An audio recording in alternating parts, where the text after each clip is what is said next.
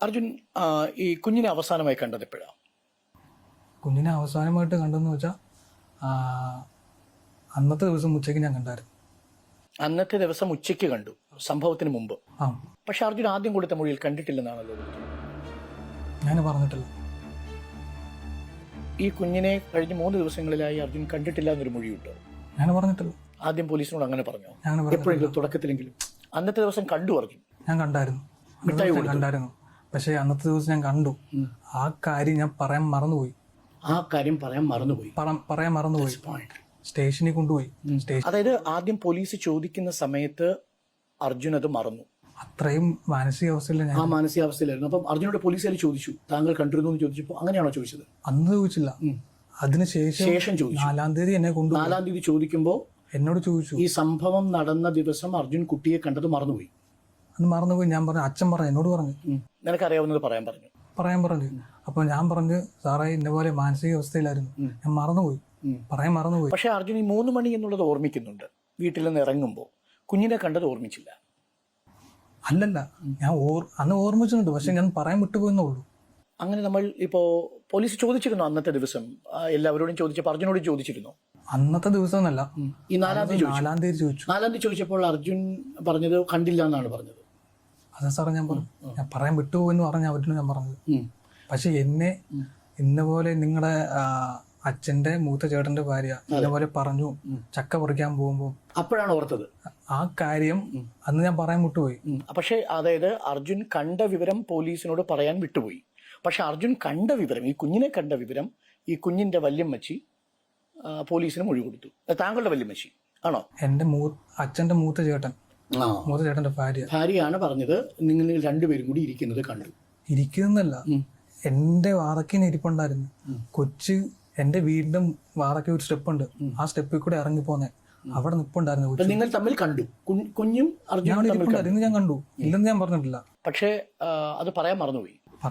അന്നത്തെ മാനസികാവസ്ഥയിലായിരുന്നു. ഒരു സംശയം ചോദിക്കട്ടെ, നമ്മളിപ്പോ ഇന്നത്തെ ദിവസം ഒരു കുഞ്ഞ് മരിച്ചു, ആ വാർത്ത വരുന്നു. അപ്പൊ സ്വാഭാവികമായി നമ്മളെല്ലാം പറയും, അയ്യോ ഇന്ന് രാവിലെയാണ് ഞാൻ കണ്ടത്, ഇന്ന് ഉച്ചയ്ക്ക് ഞാൻ കണ്ടതേ ഉള്ളല്ലോ, അല്ലേ? സ്വാഭാവികമായി അങ്ങനെ പറയും. ഇപ്പം ഞാൻ നടന്നു പോകുന്ന വഴിക്ക് ഒരാൾ ആക്സിഡന്റിൽ പെട്ടാൽ പോലും, അയ്യോ പരിചയമുള്ള ഒരാളാണെങ്കിൽ ഇന്നലെ വൈകുന്നേരമാണ് കണ്ടത്, ഒരാഴ്ച മുമ്പ് കണ്ടാൽ പോലും നമ്മൾ ഓർമ്മിക്കും. പക്ഷെ അർജുൻ അത് മറന്നു പോകാൻ കാര്യം എന്തായിരിക്കും?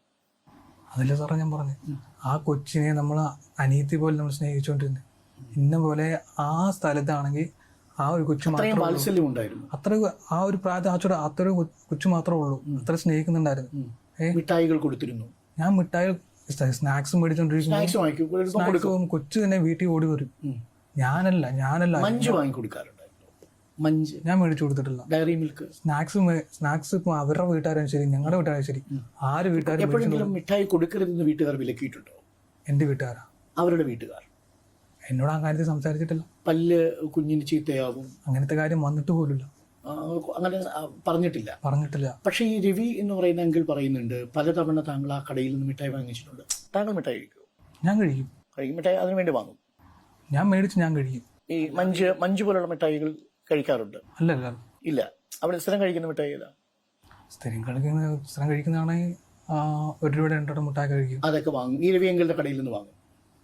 വാങ്ങിയിട്ടുണ്ടാവും. ഒത്തിരി കടയുണ്ടല്ലോ അവിടെ. വാങ്ങിയിട്ടുണ്ടാവും ഈ കടയിൽ നിന്ന്. ഇവിടെ സാധനമൊക്കെ മേടിക്കാൻ പോയിട്ടുണ്ട് ഞാൻ. പക്ഷെ മിഠായി വാങ്ങിച്ചിട്ടില്ല? ഞാൻ മേടിച്ചിട്ടില്ല. എന്നത് ഉറപ്പാണ്. അത് ക്യാമറയിലും പതിഞ്ഞിട്ടില്ല, CCTV-കളിലൊന്നുമില്ല. ഈ CCTV-യുടെ ദൃശ്യത്തിൽ പെടാതെ വേണമെങ്കിൽ അങ്ങോട്ട് പോകാൻ പറ്റും നമുക്ക്. കാര്യം അതിന് പിന്നിലൂടെയുള്ള വഴിയിലൂടെ അങ്ങോട്ട് പോകാൻ പറ്റും. ഈ CCTV-യുടെ ദൃശ്യങ്ങളിൽ പെടാതെയും വേണമെങ്കിൽ കടയിലേക്ക് പോകാം.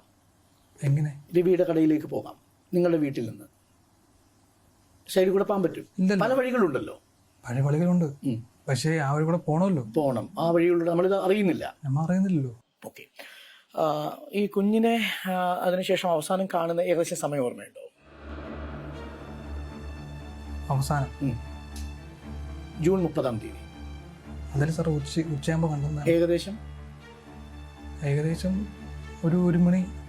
1 മണിയായിട്ടുണ്ടോ? അവരെല്ലാരും പണിക്ക് പോകാൻ വേണ്ടി ഇറങ്ങിയിട്ടുണ്ടായിരുന്നു. എല്ലാവരും പണിക്ക് പോകാൻ ഇറങ്ങി. ആ സമയത്ത് കുഞ്ഞിനെ കണ്ടു. അപ്പോഴാണ് വല്യമ്മച്ചിയും കണ്ടത്, അല്ലേ? വല്യമ്മ ഏകദേശം ആ സമയത്താണ് കണ്ടത്. അപ്പൊ കുഞ്ഞിന്റെ വീട്ടിൽ കുഞ്ഞു മാത്രമേ ഉള്ളൂ, അർജുന്റെ വീട്ടിൽ അർജുൻ മാത്രമേ ഉള്ളൂ? അല്ലല്ല, എന്റെ വീട്ടിൽ അച്ഛനുണ്ട്, അമ്മയുണ്ട്. അച്ഛൻ പണി. പക്ഷെ കുഞ്ഞിന്റെ ലയത്തിൽ ആ വീടിനുള്ളിൽ അവിടെ കുഞ്ഞു മാത്രമേ ഉള്ളൂ? അല്ലല്ല, കുഞ്ഞിന്റെ ലയത്തിനുള്ളിൽ വീടിനുള്ളിൽ കുഞ്ഞിന്റെ മുറിക്കുള്ളിൽ കുഞ്ഞു മാത്രമേ ഉള്ളൂ. ആ സംഭവം നടക്കുമ്പോഴാണ്. ആ സംഭവം നടക്കുമ്പോൾ കൊച്ചു മാത്രമേ ഉള്ളൂ.